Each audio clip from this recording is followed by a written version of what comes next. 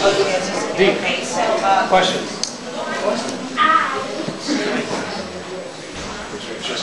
okay, just that's it. Okay, so basically, we want to know about your stance on some of the other candidates who have stepped to the plate to run for president. Any opinion on that? She asked about the questions about the other candidates, and I think it's almost premature, you know, because a lot of the individuals expecting to run haven't announced yet. So I don't have a whole lot to say about the potential candidates, and technically I'm not a candidate, you know, for FEC rules and other things like that. But no, we don't have a lot right now to really discuss when it comes to other candidates, unless you've got a specific question. Well, regarding President Obama now, currently, what about the birthing issue? This has come up a lot in the media. Do you have anything to say about that? About the birthing issue? No, I don't have a whole lot to say about it. You know, it's an issue that's coming up, and it's coming up more now because Donald Trump is bringing it up. But quite frankly, I wonder whether whether Obama's mother had a birth, you know, where she was born, because that to me would be the other thing important.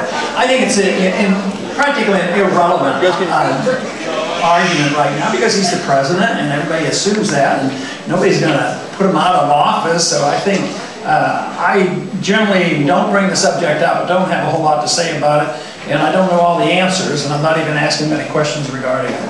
And how do you feel about Donald Trump stepping to the plate in general? I mean, stepping out to the plate. How do you feel about that? Oh, well, I mean, that's his business. People do a lot of things in politics. Do you think that people are really taking him seriously, or is it just something that... About half and half. People think he's serious. The other half thinks he's selling condominiums. I don't know. He's a sensationalist. What makes you so unique? You have a wide base of followers. So what is it about you that makes you so unique? I know a lot of people may think you're for the watch, but there were a lot of people that were here to come to see you specifically. Young people. Yeah. So what makes you unique? Well, I'm always encouraged by that, because we do. We have a lot of support from the young people. And I believe that it's because the principles of liberty is very attractive to young people. And they're always receptive to this message. But the other thing is I've been talking a lot about the problems that we've had in this country. The problems with our foreign policy, the problems with our domestic spending and the budget, and who's getting the burden of all this. And I think it's the young people, it's this new generation that's going to have to clean up the mess. Unfortunately, they're not going to be delivered an economy that's going to guarantee jobs. They're not going to guarantee a foreign policy that means that we're going to stay home and mind our own business and live within our means. So the young people respond to this and say, you know, it makes sense. So why don't we do something really radical in this country, like follow the Constitution? And most of them are in favor of that. In the Fed. Do you have any solutions? We're going through, you know, a rough economy. Do you have anything that, you know, what would you say to help turn the whole thing around? Do you have any kind of... Well, I think having people in Washington that would understand and obey the Constitution, and things like the foreign policy and the welfare state and deficit financing, very important. But I do bring up the subject all the time, and will in the speech tonight, about the Federal Reserve printing money. As long as you have a Federal Reserve printing money, believe me, the politicians are going to spend money, and they won't have to act responsibly, because they you know, can tax just so much, they can borrow just so much, but they always are able to resort to just looking to the Federal Reserve and letting the Fed print the money. That's why I talk about monetary policy a lot. Congressman Paul, I talked about foreign policy. Do you feel that lately, or in I guess the past 50, 60 years, United States foreign policy has been less about democracy and more about making the world safe for capitalism? Not democracy, but preserving markets for U.S. corporations? Well, they're going about it in a bad way. We can't very well preserve markets by bombing countries and invading them and occupying them. I think they're making the world, some of them believe they're making the world safe for democracy, but they're really making it safe for special interests, you know, and maybe controlling oil and different things like that. So there's a lot of different motivations, but it isn't really to promote free market capitalism. It's more likely promoting the military-industrial complex. I believe that's more the motivation to keep this activity going and people making profits off it.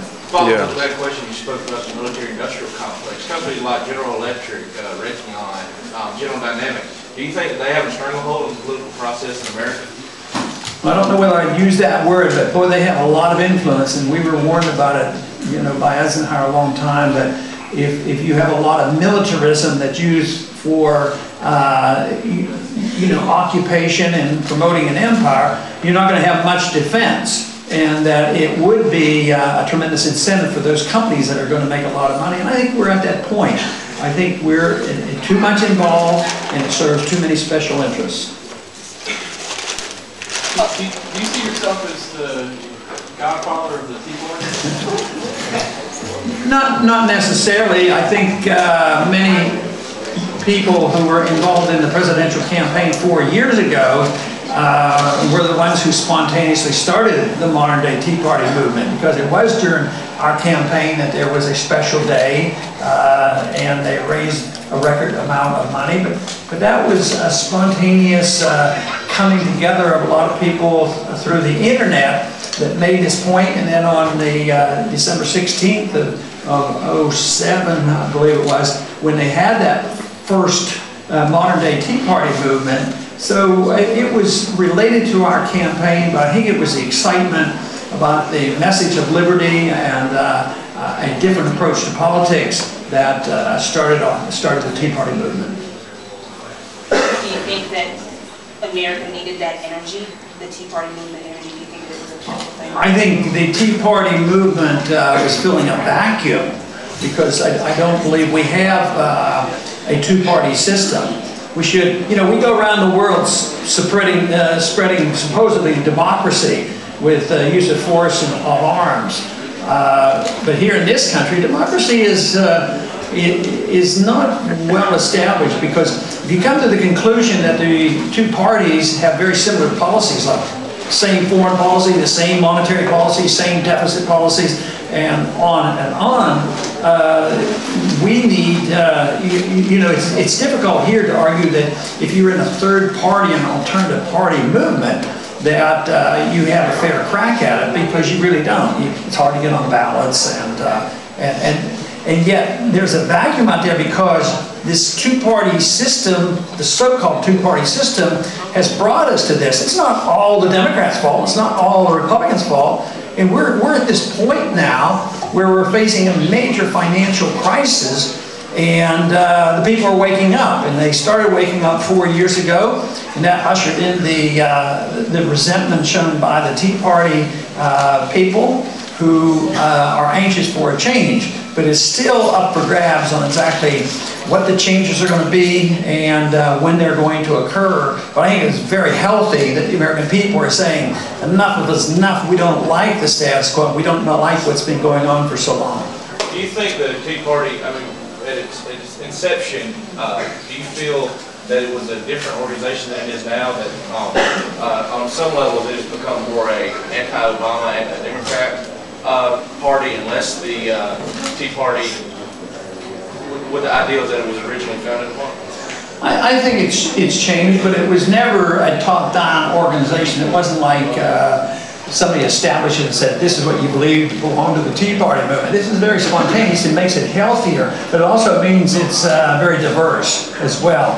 And I think there's a little bit of truth to that. It became more anti-administration, and a lot more motivated in those terms. Do you think back channel GOP funding, the quote-unquote AstroTurf movements, do you think that tainted some of the Tea Party's intention?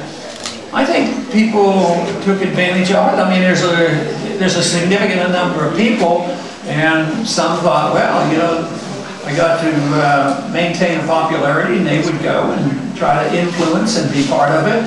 I know what we believed in 4 years ago. I know what most of the people that are interested in what I'm doing believe in.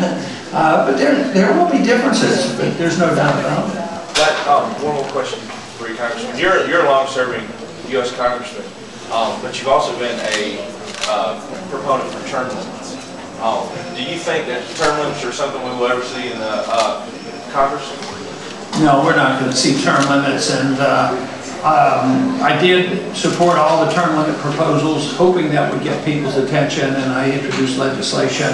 But no, that to me is inconsequential. I think what young people are learning and studying and believe in is really about everything that counts. It's what people believe and the prevailing attitudes of people about economics and foreign policy and monetary policy. Because if people believe in a certain way, it will be reflected in the Congress. The government we have is a reflection of philosophic beliefs. We've accepted the notion that we should be the policemen of the world. We have casually, for many, many years, accepted the idea that having a Federal Reserve, secretly printing money, nobody's really challenged that. Not many people want to challenge the welfare state, and it is that attitude that has to be changed. And I think that's what we're in the middle of. We're in the middle of a philosophic revolution, and when that revolution occurs, you will see a change, but it will have to come from the attitudes of the people. I think we have time for one more question. Why do you think people are so afraid to challenge? You said you think they're afraid to challenge. Afraid of what? To challenge it. Why do you think people are afraid to challenge? Well, I think they've been taught differently. That's the biggest thing, and they don't like to rock the boat, and it's significant. If you compare Keynesian economics to Austrian economics, there's a big, big difference. But most of us have been taught, I was taught all along, Keynesian economics, that government should be the planner and the intervener and manipulator and the inflator and all this and take care of the deficits. But now there is being a great challenge for this. And that is what I think is the most significant change going on right now. Anything else you want to tell us that we didn't maybe? Thank you. Thank you, Dr. Paul. We love you.